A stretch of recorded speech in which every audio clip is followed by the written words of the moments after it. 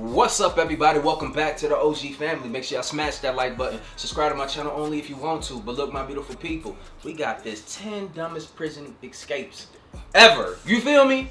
Look, man, everybody ain't the brightest, man, when it comes to these type of things, man. Look, but we're gonna see a group of people that, you know, they cut from a different cloth. You feel me? But look, hopefully everybody having a good day, man. If not, things will get better, definitely. You know what I'm saying? It's always good to hear some words of encouragement, man, because we all in this thing called life together. You feel me? But look, man, let's get this video right here to like 5,000 likes, and let's run it up. 10 dumbest prison escapes. Number 10, Ronaldo Silva. If your prison escape plan involves impersonation, you should probably make sure you've practiced enough to pull it off.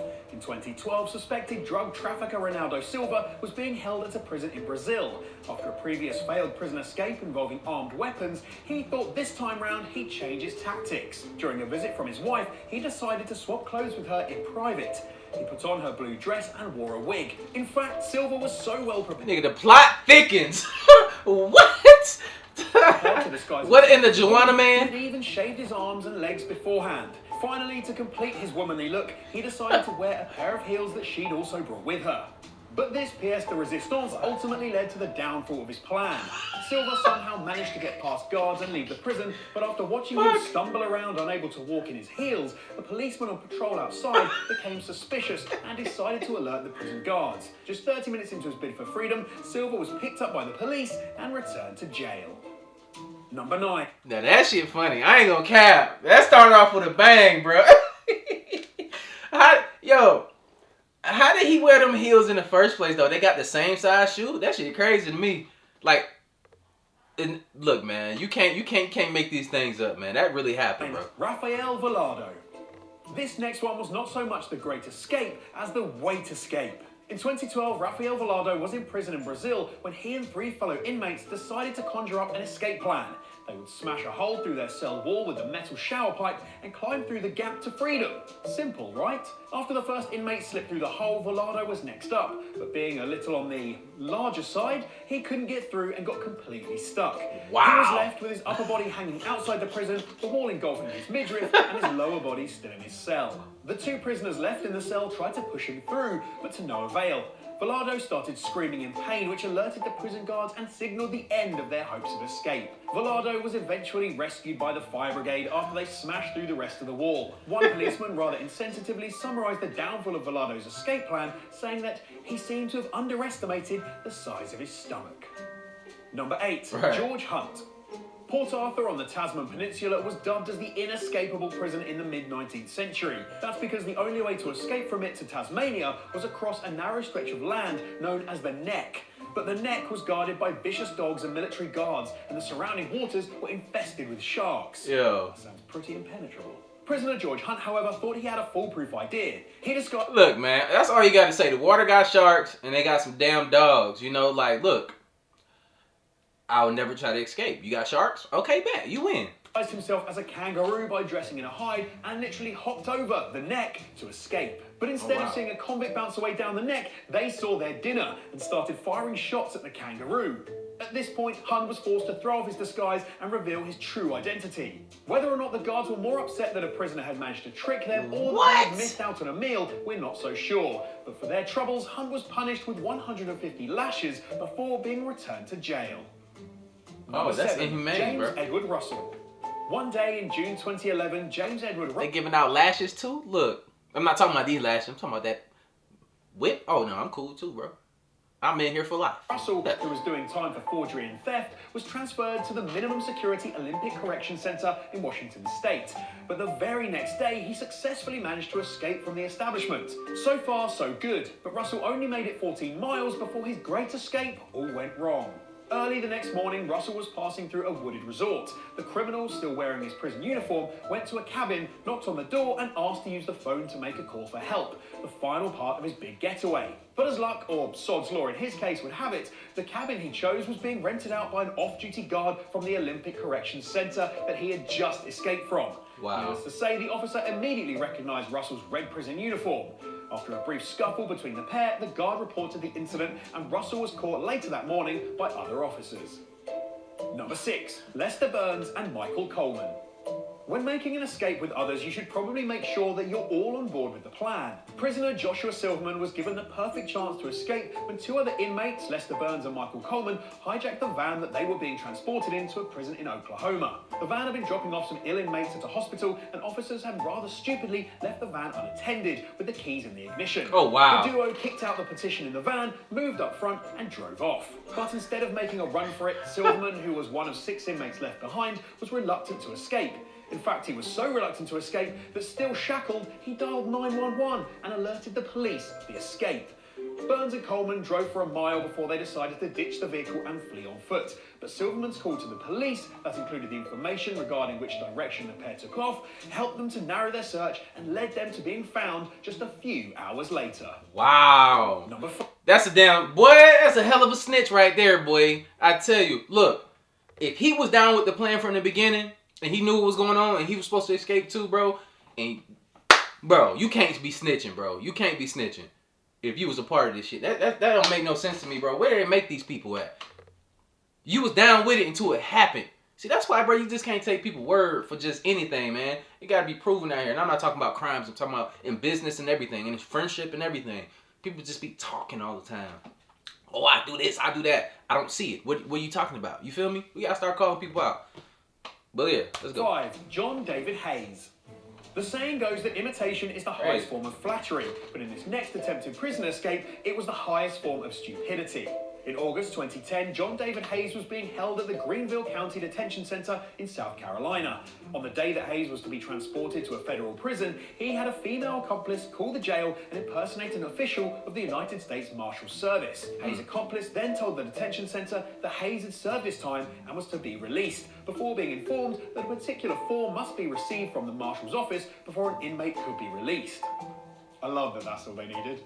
She pretended to be an official from the Marshal's HQ in Washington and tried to get the release form. Needless to say, the officials were having none of it, and it didn't take them long to realise that it was all a hoax. But as a result of the failed escape plan, Hayes had extra jail time added to his already 30-month sentence. That is funny. Number 4. Maria Del Mar Arjona Rivero.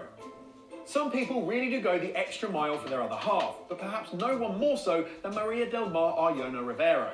In 2011, then 19-year-old Maria... Look, man, he must have been putting that thing on her because, look, not many people gonna risk their freedom, bro, to get you out of jail for something that you did.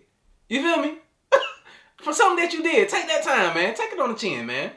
Was on her way to a prison in Mexico for a conjugal visit with her husband, Edwin Valdemar Artiega Perez. Perez was serving a 20-year sentence for illegal weapons possession.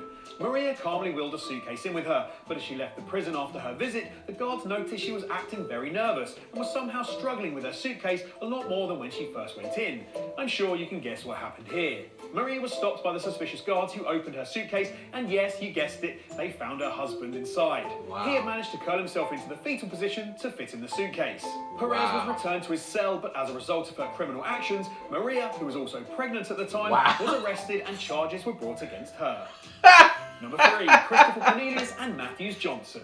That's so stupid. Did y'all see him? He was so embarrassed when they unzipped the damn suitcase, bro. If you're planning to escape from prison, it's best not to draw your inspiration from cartoons. One night in September 2015, though, 2 inmates at a minimum security prison in Louisville, Kentucky, devised a plan to escape. Christopher Cornelius and Matthews Johnson tied several bedsheets together, the idea being to use them so that they could climb down the side of the 4-floor-high Community Corrections Center. So far, so Tom and Jerry. Johnson went first, but as he was climbing down the sheets, one of the knots connecting them came loose, breaking the chain, and he dropped a staggering 20 feet to the ground. Police were made aware of the escape after a nearby hospital worker who had witnessed the whole thing informed them. By this point, Johnson had somehow managed to recover from his fall and flee the scene. The broken escape apparatus left Cornelius stranded on the roof. He was captured by guards and returned to his cell. But Johnson's triumph didn't last long. He was found early the next morning with ankle and back injuries and had to be hospitalised. Best make those double knots next time, eh, chaps?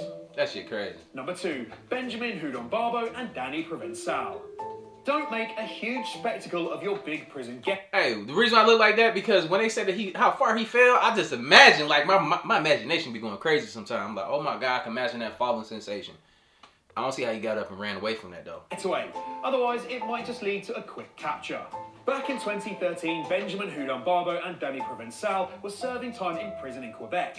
They both thought they'd made their great escape after two accomplices hijacked a helicopter and forced its pilot to fly to the jail where the two criminals were. When there, they let down a rope which the pair clung to, and then the chopper took off, taking Hubert, Barbo and Provencal with it. But after this huge cinematic spectacle of an escape, the police were, of course, able to simply follow the helicopter, which stuck out like a sore thumb, and detain the two inmates. But what's rather interesting about this escape is that rather than it result in time being added to the sentence, it actually resulted in a reduced jail sentence. That's because the judge took into consideration Hubert Barbo's living conditions. For example, that he was obliged to be in his cell for 20 hours a day as a factor which may have caused him to try and escape.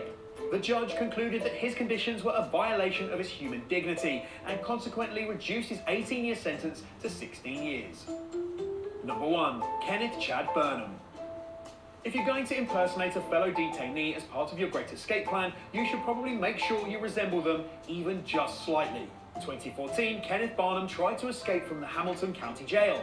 His genius idea? To trade identities with another inmate who had made bail and was due for release. But instead of impersonating someone who he vaguely resembled, Burnham, who is a 5'7" white man, tried to pass himself off as Glenn Taylor, a 5'10" African-American male. When the releasing officers called him Taylor, Burnham presented himself. The officers noticed that he looked nothing like the picture on file, of course, but Burnham signed the bond paperwork and continued to insist that he was Taylor. Needless to say, it didn't take long for police to officially determine he wasn't Taylor. Far from being released, Burnham was instead charged with criminal impersonation and attempted escape, he was placed in segregation. When police later asked him why he tried to impersonate Taylor, he simply told them he wanted to get out and that he was being dumb. At least he was honest. Facts. At least, hey man, he was man enough to admit to it. But look, all I gotta say, man, look, man, if you can't do the time, man, then don't do the crime. Like, that's some simple shit. You feel me? If you can't do it, it's a lot of people out here that's pretending. Don't pretend, bro, to be something that you're not. You know, it gets desperate out here, but it's like, look, man, stay out the streets, stay out the BS, man. Like, it ain't even worth it at the end of the day, man. Stop. There's a lot of people out here that look at videos and I want to be tough. I want to be like that. You go to jail, you snitching, you trying to escape, and all these other things. You feel me? Like, man, just keep this, man, you can always get it the right way. So if anybody out here, bro, you out here hustling and stuff the wrong way, man, you can do it the right way and become something better than what you were before, you know? And then you can inspire and help other people get to that level too as well. You feel me? Right now, you can do it. Change your life, and you don't have to look over your shoulder. You don't have to worry about being arrested, the police coming for you. None of that stuff. You can relax now. You know? But at the end of the day, yo, look, you gonna take this advice or not? You feel me? Like, it is what it is. But hopefully you do. And I'll see y'all in the next video. And like I always say, spread love because there's too much hate in this world. Love you guys. See y'all in the next video. And I'm out though. Flop.